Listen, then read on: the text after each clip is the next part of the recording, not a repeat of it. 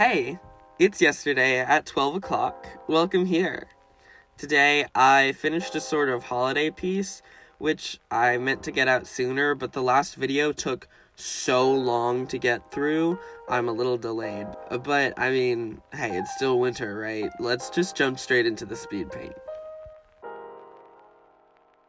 So, this drawing. This drawing is a drawing that sort of serves as a congratulations to two of my friends that I played Dungeons & Dragons with, Envy and Orange, for surviving a mini D&D arc, I guess you could call it. I was calling it a one-off for a while, but that implies that it only took one session, one session, which it very much did not. The thing that they survived in the end was like 3 relatively long sessions total.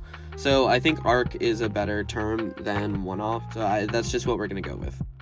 Name-wise, the arc, the mini story, has really just been referred to as the Holiday arc, or the Tanojo and Angel arc, but I'm gonna call it the Icebound Manor. That's like its book title.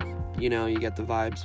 Icebound Manor was a D&D session, so the protagonists, of course, were the player characters, namely a younger Angel and Tanojo, but the underlying story and the plot hook was about the D&D variants of some of my oldest characters, which I like to call the Cickle family, usually spelled with a C to make it feel more like icicle. This actually gives me a chance to introduce one of the things that I've been thinking a lot about lately in my writing, which is character archetypes and variants.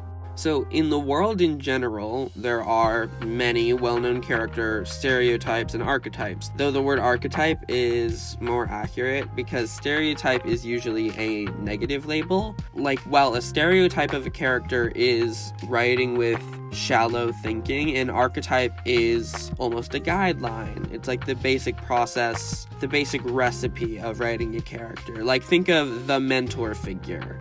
That's a pretty common type of character we see who often has a relatively consistent list of attributes that may or may not be in the mentor character in the given media, but it's sort of like this is the bag that you pull from for mentor characters. Or there's like the sidekick, the evil queen, the trickster, you get it, these sort of things. After thinking about my own writing a lot since starting YouTube, I've discovered that I have my own almost personalized character archetypes. There's 2 big ones that I've decided to call the Rose archetype and the Ryder archetype, which honestly, they each deserve their own video someday, but there are some other ones, and I'd like to call the Cickle family its own, sort of. So to help this explanation, here's a little bit of backstory about me. A lot of the characters that I started my stories with came from different games I would play, usually with my siblings. So there's a lot of characters that started with the idea and the purpose of being a trio or a pair or a 4 group, but the first ever made of those like group-based characters was the Cickle family. I had been playing a game as an ice-themed prince who was very creatively named Forst, and my sisters decided to start playing with me, so Forst was rewritten and his 2 sisters were made. His older sister, Winter, and his younger sister, Snow. Though technically we did call them triplets, but they very much had the vibe of older sister, middle child, younger sister, which that was our real-life dynamic, so I think it makes sense. We played the game that those 3 were made on for literal years.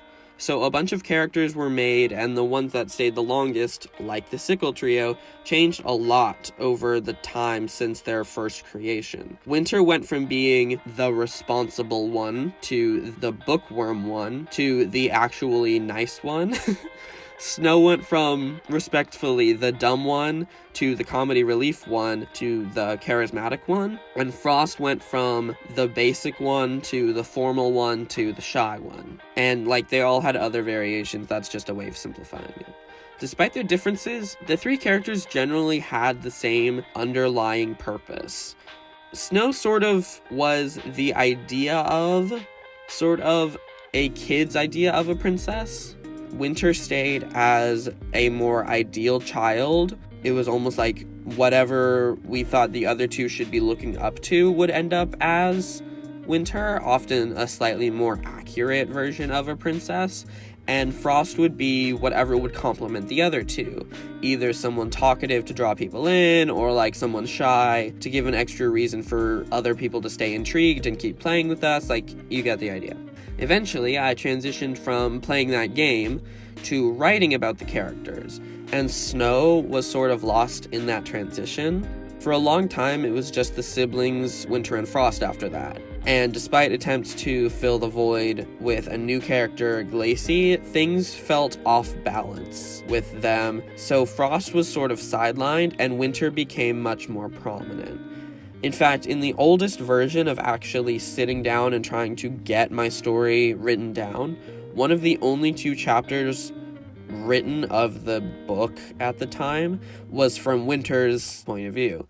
And one of the only animatics this early was about Winter and her rivalry with a different character who was fire-themed, because fire and ice, yeah. Things generally changed a lot over time in ways that are a little bit too much to get into for the purposes of this video, but basically, like transitioning from playing games as the characters to writing about them, I've semi-recently, like a little over a year ago, I think, transitioned from that writing about them to a different form of writing about them, where basically now I write alone and I write with a more concrete TV-shaped end goal.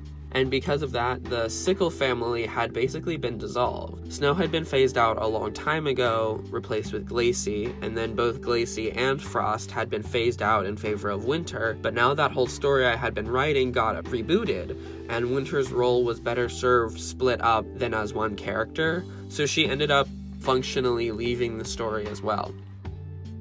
Almost immediately after getting the story chugging in its new form, I started to really miss the Cickle family.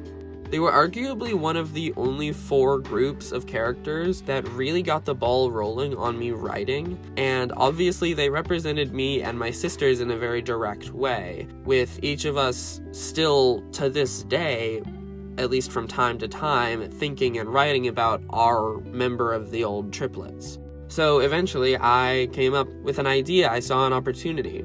I started using the idea of the Cickle family as a base, and I started to at least have reference to them in almost all the things that I would write. To start, in Everrealm, which is my main story, I made a sort of colony of people who live in basically a very dangerous part of the Arctic realm, which, I mean, you can assume what it's like there. And those people in the colony in the Arctic realm are led by a woman with a younger brother and sister.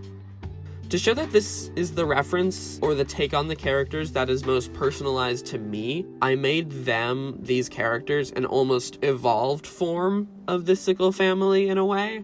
I made them different and more specific to me as a writer, is a good way to phrase it, I think. The younger sister, rather than being Snow, was a redone version of Glacie with a lot more personality, because Glacie was my brought-up replacement, you know? The older sister kept the responsible leader, look up to her sort of vibe, but her name and story was changed from being Winter to being Zara, and being school-based to being survival magic-y based. And the middle child, the brother, stayed the most true to the original because, of course, he was mine of the 3. He's still Frost to this day, and I honestly don't know if I'll ever change that, both because of, love and nostalgia, but also out of spite for this one person.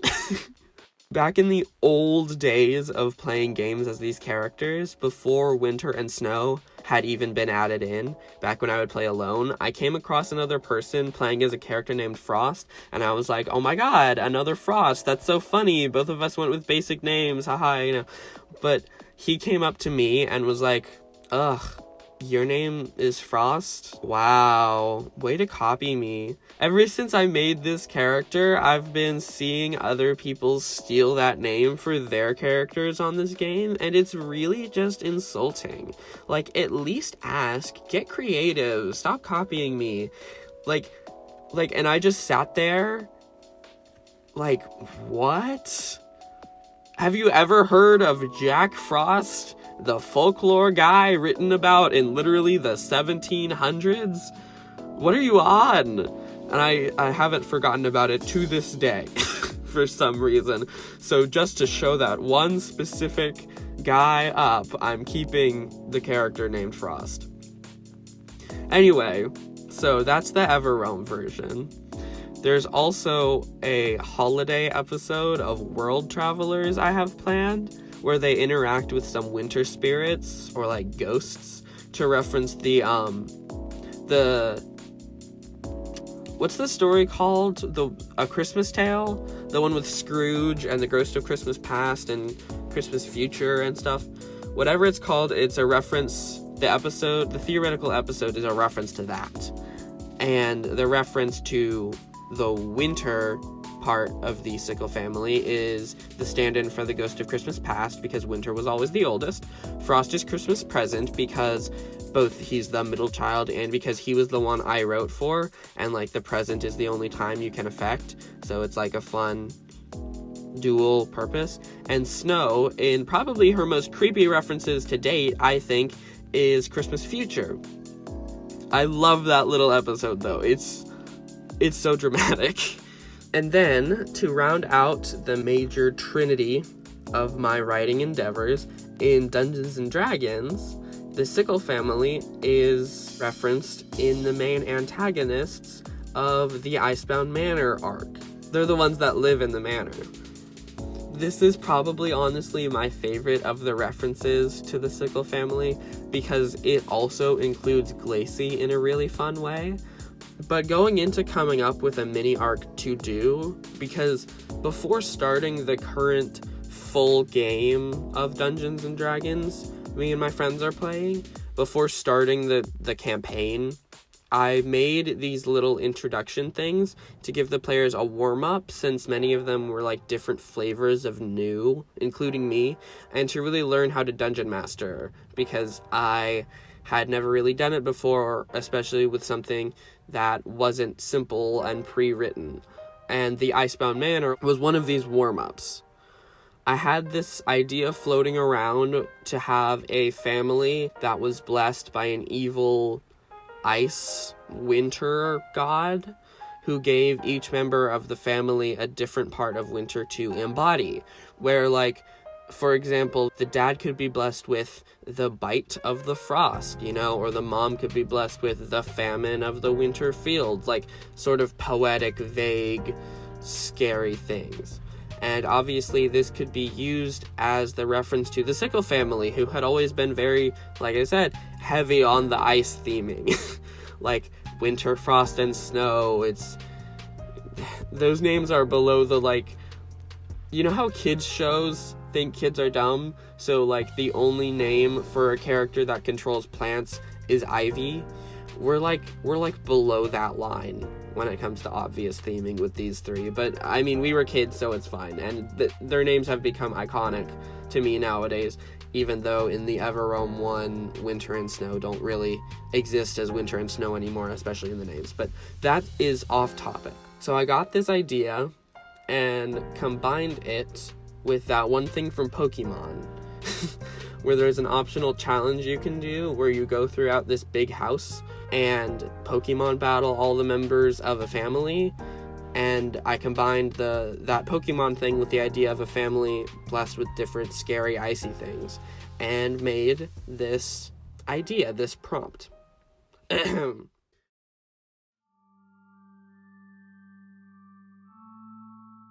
Once upon a time, in a town to the north of the country, things were bad. Things were famished, frigid, and deathly. A family had come, blessed by a lost god of the dragons, a formerly good god who, after poking his head where he shouldn't, went insane and became icy, evil, and sadistic. This god blessed a young couple who took the god's terrible mission to heart, having 3 kids, adopting another, and settling in a town called Turnham, where we lay our scene. They quickly rose to power in the city, using a mix of threats and charisma to get their way, until they had their chance and took it, causing the land to be barren and chilled. They made a deal with the members of the town. A simple one. All you had to do was succeed in a challenge, one from each member of the family, and they'd listen. Nobody ever got very far in the challenges, and those who lost suffered a worse fate. If you lost a challenge, you would be cursed, becoming trapped in the cold, having the warmth and light in your body leave you, being given instead to feed the evil dragon god.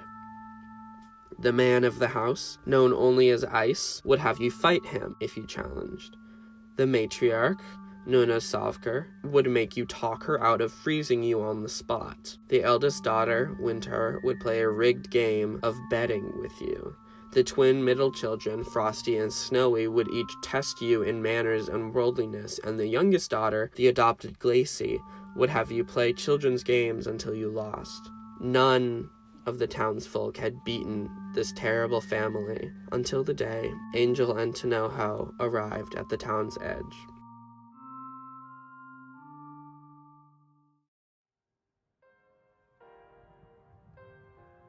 Maybe I'll make another video talking about the actual goings-on and, like, plot of the Icebound Manor, or maybe even an animatic, but dude, I love this reference to the Cickle family so much. It dives deep into little pockets that I didn't even mention in this video, like Ice, which is the dad's name. My brother, the very first time my sisters came to play with me and make characters, my brother didn't want to feel left out, but also didn't really want to play. So he, like, half made this guy named Ice to go along with the Cickle trio. And I got to reference that, and I got to reference how Glacie isn't part of, like, the original squad by having her be adopted, and it's just all super fun. I think overall, this is a really fun thing to do that more writers should get into. A lot of us, of course, have old stories and things that were just not it when it comes to something to actually commit to. Or, like, once you actually get past a certain point, you see big flaws and end up scrapping different things. But a lot of old writing, despite its flaws, has a lot of nostalgia surrounding it, especially if it's like the Cickle family and it led to what you're currently writing about. So I seriously endorse this method of, like, using it as a reference point, because you can, like, pay homage to it in an inconsequential but, like, really fun way, or ways if you do more than one like me. If you do end up doing this, tell me about it. I would love to hear it. It's always fun to find new ways to reinvent or use old things.